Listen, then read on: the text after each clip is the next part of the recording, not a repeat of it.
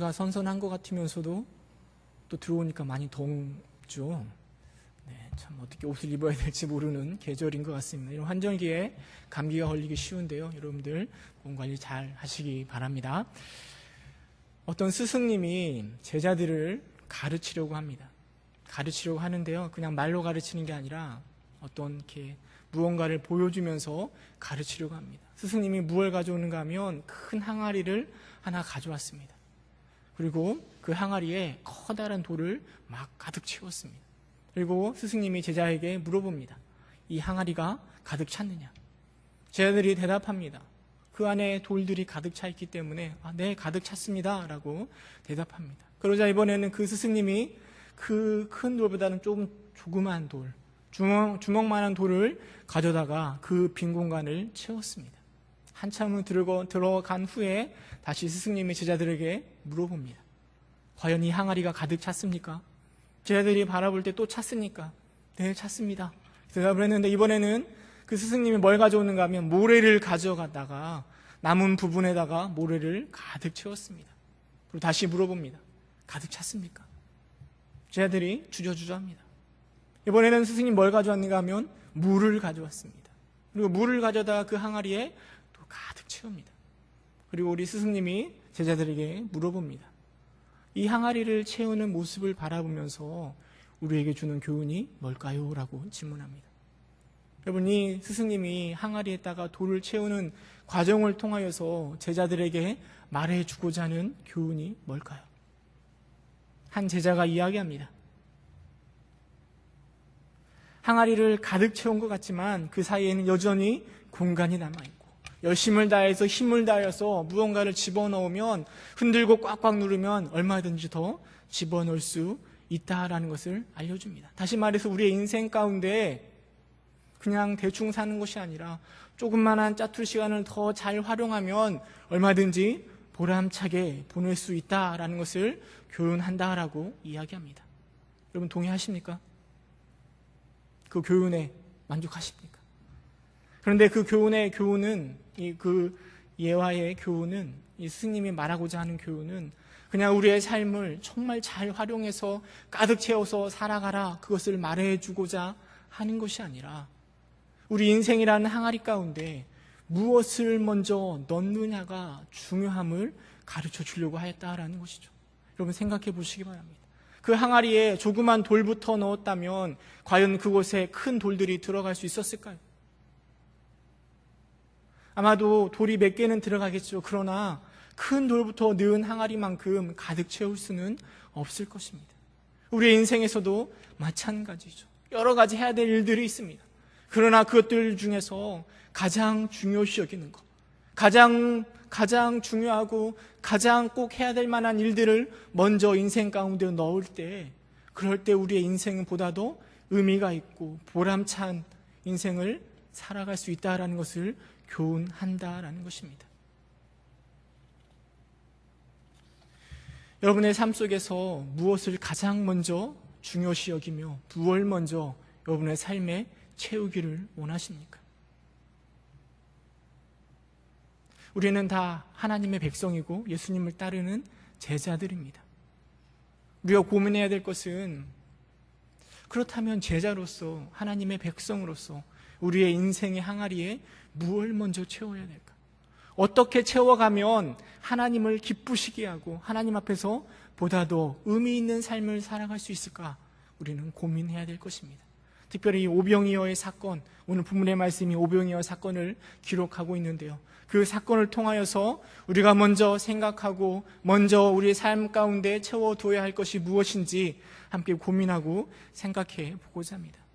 아마 오병이어 사건을 모르는 사람은 아무도 없을 것 같습니다. 익히 너무나 잘 알고 있던 주일학교에서부터 늘 배워왔던 그 이야기가 바로 오병이어 사건. 물고기 몇 개죠? 2마리하고 떡 5개로 5,000명을 먹인 사건. 우리는 너무나 그 사건을 잘 알고 있습니다. 근데 이 사건을 좀 묵상하기 전에 이 앞에 어떤 일이 있었는가를 좀 우리가 생각해 볼 필요가 있는 것 같습니다.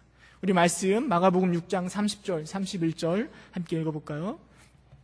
함께 읽겠습니다. 시작. 사도들이 예수께 모여 자기들이 행한 것과 가르친 것을 낱낱이 고하니 이르시되 너희는 따로 한적한 곳에 가서 잠깐 쉬어라 하시니 이는 오고 가는 사람이 많아 음식 먹을 겨를도 없음이라. 그러니까 오병이어 사건 있기 전에 어떤 일이 있었는가 하면 제자들이요 예수님과 함께 모여서 자신들이 행한 것, 제자들이 행하고 가르친 것을 낱낱이 예수님 앞에 이야기하고 있는 사건입니다. 그 일들이 먼저 있었던 것이죠.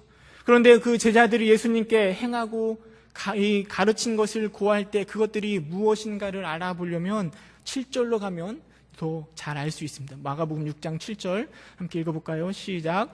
12 제자를 부르사 둘씩 보내시며 더러운 귀신을 제어하는 권능을 주시고. 예수님이 그 전에 어떤 일이 있었는가 하면 예수님의 제자들을 둘씩 짝을 지어서 파송하신 겁니다. 7절 이후에 보면 그 복음을 전할 때 어떻게 전할 것인지, 무엇을 가지고 다닐 것인지 그런 일들을 이야기해 주십니다. 그 예수님이 보낸 제자들이요 어떤 일들, 그 결과가 무엇이었는가 하면 12절 13절에 이렇게 기록합니다. 제자들이 나가서 회개하라 전파하고 많은 귀신을 쫓아내며 많은 병자에게 기름을 발라 고치더라 라고 성경은 기록하고 있습니다. 그러니까 오병이어 사건이 있기 전에 예수님은 제자들을 둘씩 짝을 지어 파송했습니다.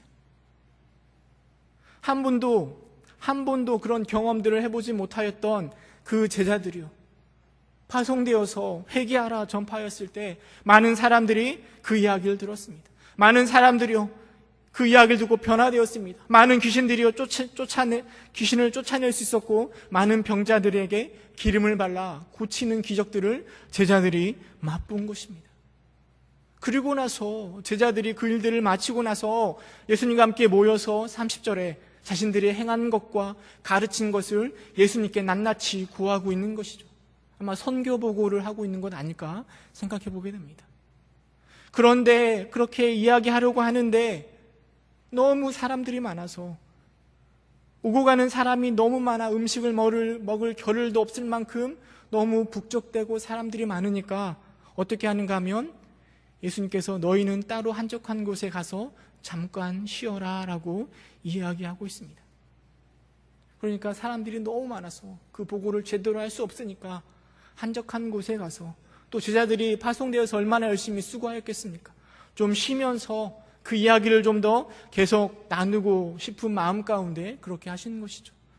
제자들의 마음 가운데는 그래 한적한 곳에 가면 내가 행했던 일들, 내가 경험했던 그 능력들, 그 권능들, 그 권세들을 예수님에게 소상히 말해야지. 아마 그런 마음으로 한적한 곳에 갔을 것입니다. 배를 타고 갔는데요. 누가복음에 가면 보면 그곳이 베세다 지역이라고 기록하고 있습니다.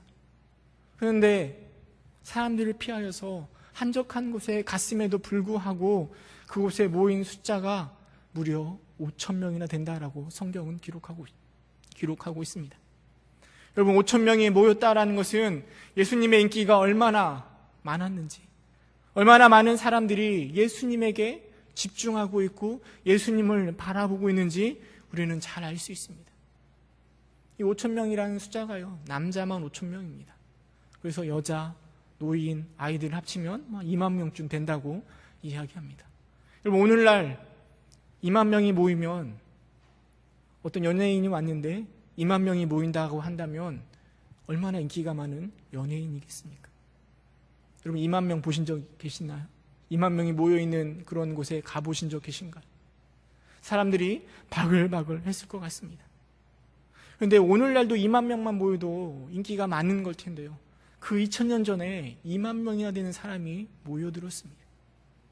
오늘날은 어디 월드컵 경기장에 그런 집회를 한다고 한다면 우리가 뭘 타고 가는가 하면 차를 타고 가든 지하철을 타고 가든 또 이 스마트폰으로 열심히 광고해서 사람들을 끌어모을 수 있습니다. 그런데 2000년 전을 생각해 보면 차가 있습니까? 또 다른 교통수단이 있습니까? 아니면 전화기가 있겠습니까?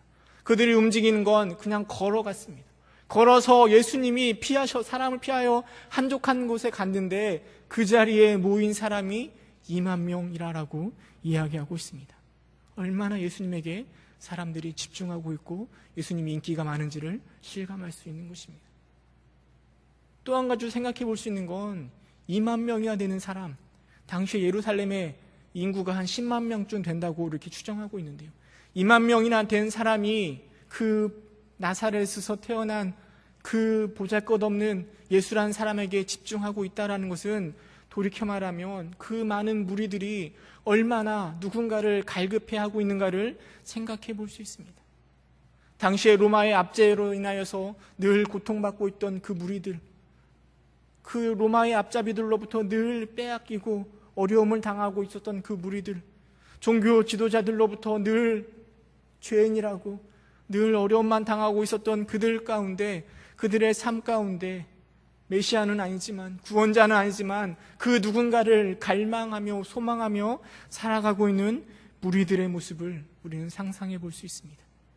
예수님은 그 모인 사람들의 마음을 아셨는지 그들을 가르쳐 주셨고, 우리가 잘 알고 있듯이 물고기 2마리하고 떡 5개를 가지고 그 2만 명을 배불리 먹입니다. 성경에 보면 먹고 남은 바구니의 숫자가 12이라고 이야기하고 있습니다. 이 기적의 사건이 예수님의 부활 사건 말고 이 사복음서에 모두 기록되어 있는 유일한 사건입니다. 그런데 여러분, 이 사건을 바라보고 있는 제자들의 마음은 어떠할까요?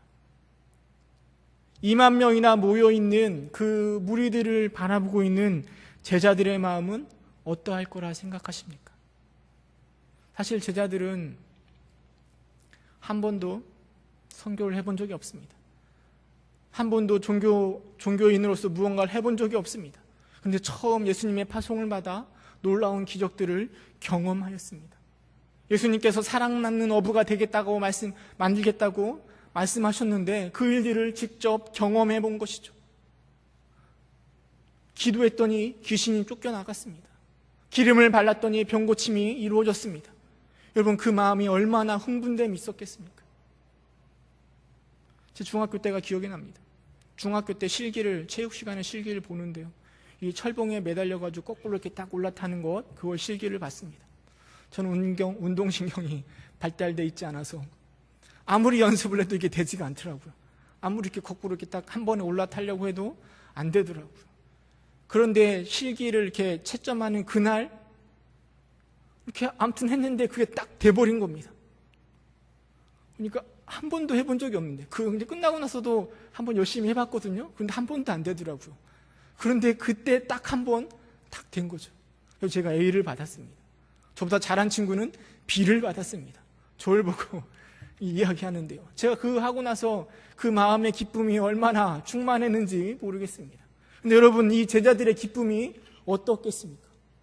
내가 기도했더니 귀신이 쫓김을 받고, 내가 기름을 발랐더니 사람들이 병고침을 당하고, 나를 따르고 내가 회개하라 전파하고 사람들이 막 웅성웅성 모이는 그것들을, 여러분, 그들의 경험들을 예수님에게 너무나 말하고 싶지 않았을까요?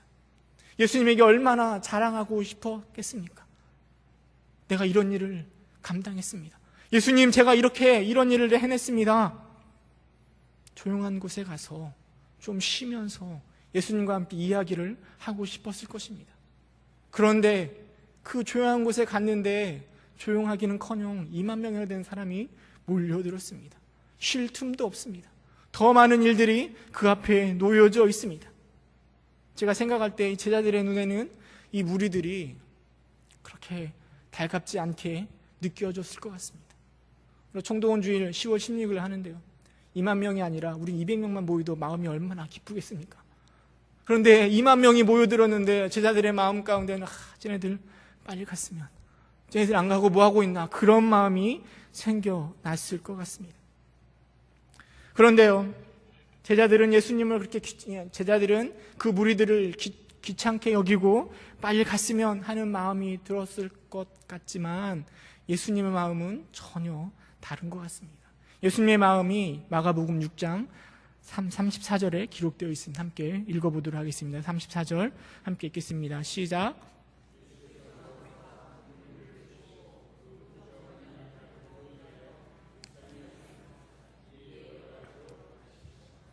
예수님이 그 큰 무리를 보시고 뭐라고 얘기하시는가 하면 목자 없는 양과 같다라고 말씀하십니다. 그들을 불쌍히 여기십니다. 예수님이라고 그 제자들의 마음을 모르시겠습니까? 그 경험했던 것을 말하고 싶은 그 제자들의 마음, 오랫도록 열심히 일했기 때문에 쉬고 싶은 피곤한 그 제자들의 마음, 아마 예수님도 그런 마음들을 잘 알고 계셨을 거라 생각되어집니다. 그러나 예수님은 그 몰려든 무리들을 목자 없는 양과 같다라고 표현하고 계십니다. 그리고 그들을 불쌍히 여기시고 그들에게 나아가서 무엇을 하는가 하면 여러 가지로 가르치셨더라라고 성경은 기록하고 있습니다. 예수님이 말씀하신 그 목자 없는 양, 그게 어떤 모습일까요? 제가 이렇게 인터넷에서 찾아보니까 양의 특성에 대해서 이렇게 세 가지로 이야기를 하더라고요. 양은 첫째로 스스로 길을 찾지 못한다고 합니다. 시력이 굉장히 좋지 않아서 3m 앞도 제대로 못 볼 정도로 시력이 나쁘다고 합니다. 그래서 길을 스스로 찾아가지 못합니다. 개는 뭐 이렇게 막 몇천 리 돼도 막 떨어져 있어도 집까지 찾아간다 그런 얘기가 들리지만 양은 그런 능력이 없답니다. 그래서 늘 길을 잃을 수밖에 없고 누군가가 바른 길로 인도해 주지 못하면 스스로 그 길을 찾지 못하는 게 양이라고 합니다. 또 양의 특징이 무엇인가 하면 스스로 방어할 능력을 전혀 가지지 못했다고 합니다. 고슴도치야 가시가 있고 스컹크는 방구를 껴서라도 자신을 보호하려고 하는데 양은 자신을 보호할 만한 방어 수단이 아무것도 없다고 이야기합니다. 누가 그를 보호해 줘야 되는가 하면 목자가 보호해 줘야 양은 살아갈 수 있습니다. 양은 다른 동물처럼 물이나 양식을 찾아내지도 못한다고 합니다. 독초인지 먹을 만한 음식인지 이것들을 구별해내지도 못한다고 합니다. 그냥 주는 대로 먹는 게 양이죠. 여러분, 목자 없는 양이라고 하면 그것은 바로 죽을 수밖에 없는 상황을 말하는 것이죠. 이 양은 목자가 없이는 그 생명을 유지할 수 없는 너무나 연약한 존재라는 것을 예수님이 목자 없는 양을 통하여 이 무리들의 모습을 표현해 주고 있는 것입니다. 죽을 수밖에 없고 어떻게 해야 될지도 모르는 그 안타까운 그 무리를 바라보는 예수님의 마음이 바로 제자들 예수님의 마음이 그 무리를 바라보는 마음이라는 것이죠. 누가복음에 보면 예수님께서 무엇을 하셨는지 보다도 구체적으로 기록되어 있습니다. 누가복음 9장 17절, 9장 11절 함께 읽어보도록 하겠습니다.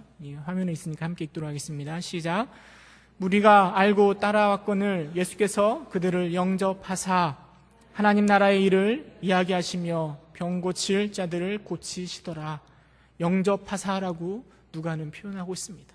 그 무리들을 환영해주고 하나님의 나라에 대해서 이야기해주고 병 고칠 자들을 고쳐주시면서 그 무리들을 대하고 계시는 예수님의 모습을 우리는 바라볼 수 있습니다. 예수님이 그렇게 무리들을 바라보며 사역할 때 입이 이만큼 나온 사람도 있죠. 누굴까요? 제자들입니다.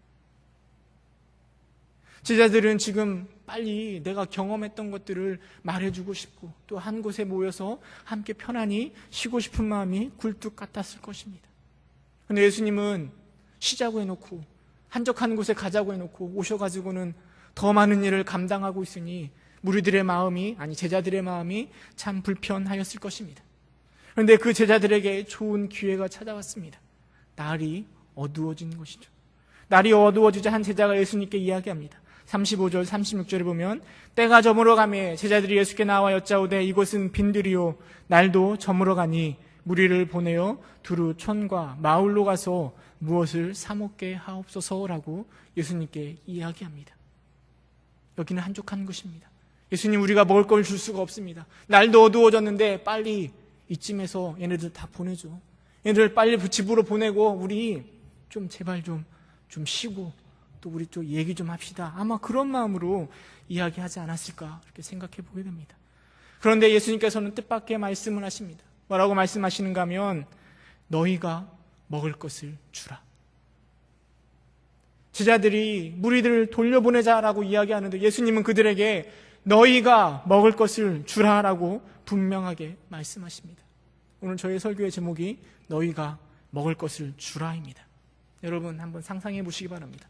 예수님께서 너희가 먹을 것을 주라라고 이야기했을 때요, 어디에다가 강조점을 주어서 말씀하셨을까요?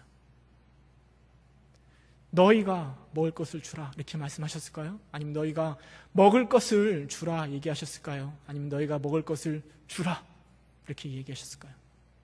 어디에 예수님이 강조를 두고 이 말씀을 하셨을까요? 제가 이 성경에는 물론 분명하게 기록되어 있지는 않지만 제 생각에는 예수님은 틀림없이 어디에다 초점을 맞췄는가 하면 너희가에게 초점을 맞추었을 거라 생각되어집니다.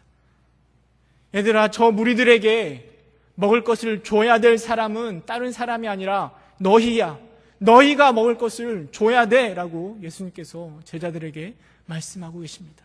제가 이렇게 생각하는 이유가 왜 그런가 하면 바로 앞의 상황들이 그런 것 아니겠습니까?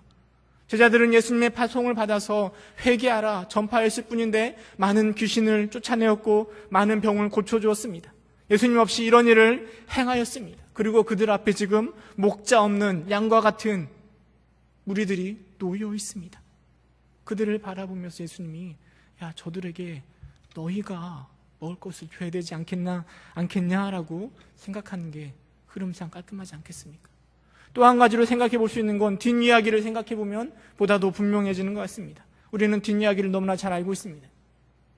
예수님께서는 그 무리들에게 무엇을 통하여서 그들을 먹이셨는가 하면 오병이어 물고기 2마리와 떡 5개로 그들을 5,000명을 다 먹이셨습니다. 여러분, 전능하신 하나님의 아들인 예수님이 오병이어가 없어도 얼마든지 그들을 먹일 수 있을 것입니다. 60만 명을 만나와 메추라기로 먹이신 분이 예수님 하나님 아니십니까? 그 오병이어가 없어도 예수님 무리들을 얼마든지 먹일 수 있으십니다. 그러나 예수님은 무엇을 통하여 그들을 먹이시는가 하면 오병이어. 누가 가져왔죠? 안드레가 가져온 그 오병이어를 통하여 그 기적들을 일으켜 주시고 있는 것입니다. 예수님은 무엇에 집중하고 있는가 하면 제자인 안드레가 가져온 그 한 끼의 식사를 통하여 역사하고 계십니다. 그렇다면 너희가 먹을 것을 주라 할 때 예수님은 어디에 초점을 맞추고 있는가 하면 너희 제자들이 그 일들을 행하기를 소망하고 계시고, 그리고 그 제자 중에 한 사람이 그것들을 내놓았을 때 예수님은 그것을 통하여 놀라운 기적을 그 무리들에게 베풀고 있다라는 것입니다. 저 무리들에게 먹을 것을 줄 것은 누구라고요? 너희들이라고 예수님이 강조하고 있는 것입니다. 그런데 이 이야기를 너희가 먹을 것을 주라라는 예수님의 명령을 들은 제자들의 반응을 좀 살펴볼 필요가 있는 것 같습니다. 마가복음에 보면 제자들의 반응들이 잘 기록되어 있지는 않습니다. 요한복음에 보면 그런데 그 제자들의 반응이 잘 기록되어 있습니다. 요한복음 한번 찾아볼까요? 요한복음 6장 7절에 가면 빌립이 등장합니다. 빌립이 무엇이라 얘기하는지 요한복음 6장 7절 함께 읽어보도록 하겠습니다. 시작. 빌립이 대답하되 200데나리온의 떡이 부족하리이다. 빌립은 뭐라고 이야기하는가 하면 예수님, 저들에게 먹을 것을 주려면 적어도 200데나리온의 돈이 필요합니다. 떡이 필요합니다. 라고 이야기하고 있습니다. 데나리온이 한 사람의 장정 한 사람의 하루 일당이라고 한다면 아마도 8개월치 월급은 되는 것 같습니다. 예수님, 우리에게 가진 게 없는데요. 우리가 뭘 가지고 있다고 저들에게 먹을 걸 줄 수 있겠습니까? 라고 예수님 앞에 따지듯이 이야기하고 있는 것입니다. 또 한 사람의 제자의 반응이 나옵니다. 요한복음 6장 8절 9절에 보면 안드레 이야기가 나오는데요. 6장 8절 9절 함께 읽어보도록 하겠습니다. 시작.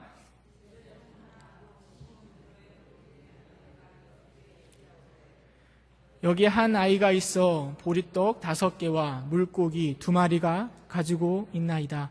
그러나 그것이 이 많은 사람에게 얼마나 되겠사옵나이까. 안드레는 무엇을 가지고 왔는가 하면 한 아이의 점심 식사였던 보리떡 5개와 물고기 2마리를 가져오는 모습을 성경은 기록하고 있습니다.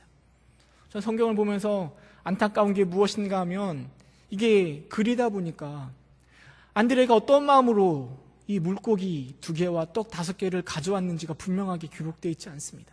그 뉘앙스가 정해져 있지 않다라는 거죠. 여러분, 시험을 보았는데 점수가 100점입니다. 여러분, 뭐라고 말씀하시겠습니까?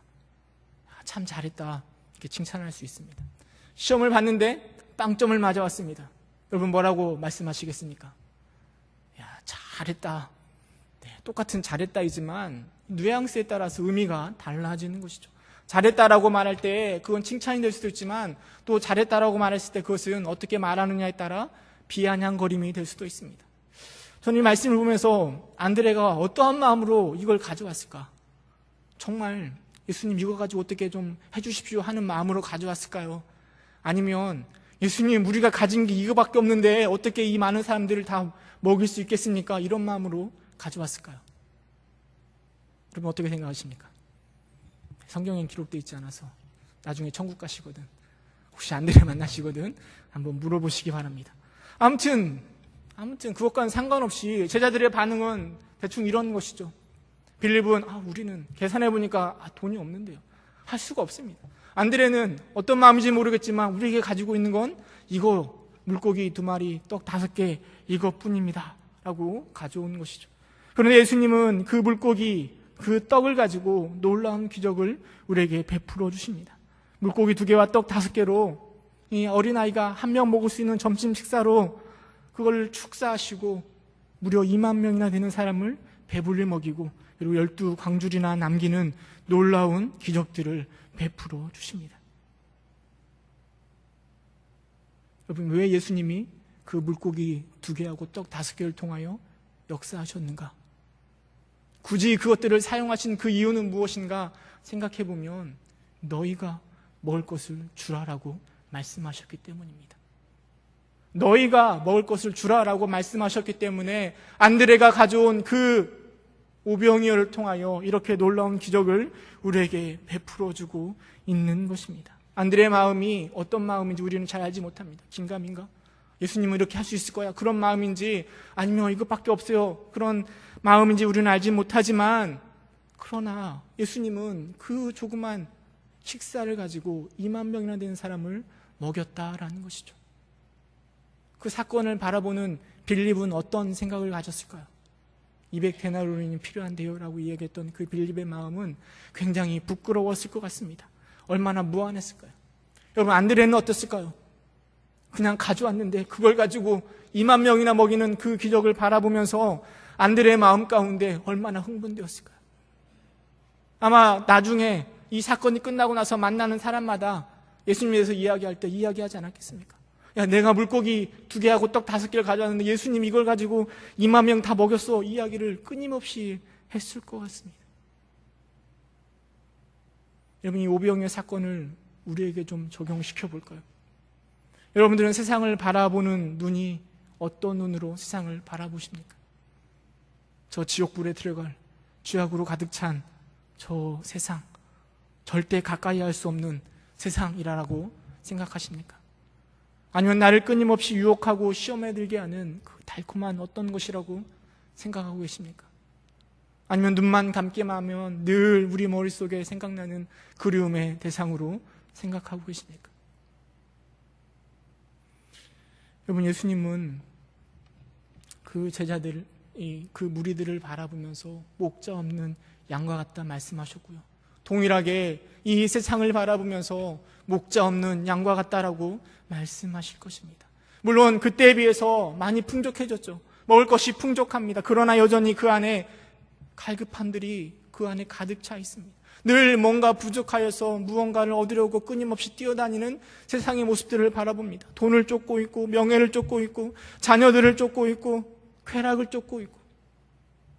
여러분, 그들을 바라보면서 우리 역시 그 예수님의 마음으로, 예수님의 시각으로 그들을 바라봐야 되지 않겠습니까? 목자 없는 양과 같은 무리들, 예수님이 없이는 조금도 소망이 없는 그들을 바라보는 그 시각이 우리에게 필요하진 않을까요? 그리고 예수님의 음성에 우리는 귀를 기울여야 됩니다. 너희가 먹을 것을 주라. 너희가, 다른 사람이 아니고요, 내가, 하나님을 섬기고 있는 내가 먹을 것을 그들에게 주기를 우리 예수님은 요구하고 계십니다. 교회마다 해년마다 한 행사가 무엇인가 하면 내세생명축제, 총동원주일 이런 걸 해년마다 합니다. 그러나 해년마다 시간이 갈수록 조금씩 전도하는 일은 힘들어지고 사람들의 관심 밖으로 밀려나가고 있습니다. 왜냐하면 우리 마음 가운데 예수님의 시각이 없기 때문입니다. 양들을 바라보면서 목자 없는 양과 같아서 안타까워하고 불쌍히 여기는 마음이 우리 안에 사라지고 자꾸만 나만 바라보고 있고 내 필요한 것들만, 내 좋은 것들만 바라보다 보니까 그 주님의 마음을 헤아리지 못한 건 아닐까요? 총동원 주일이 아니어도 예수님이 저 무리를 바라보는, 세상을 바라보는 그 마음을 여러분들이 품을 수 있기를 주님의 이름으로 축원합니다.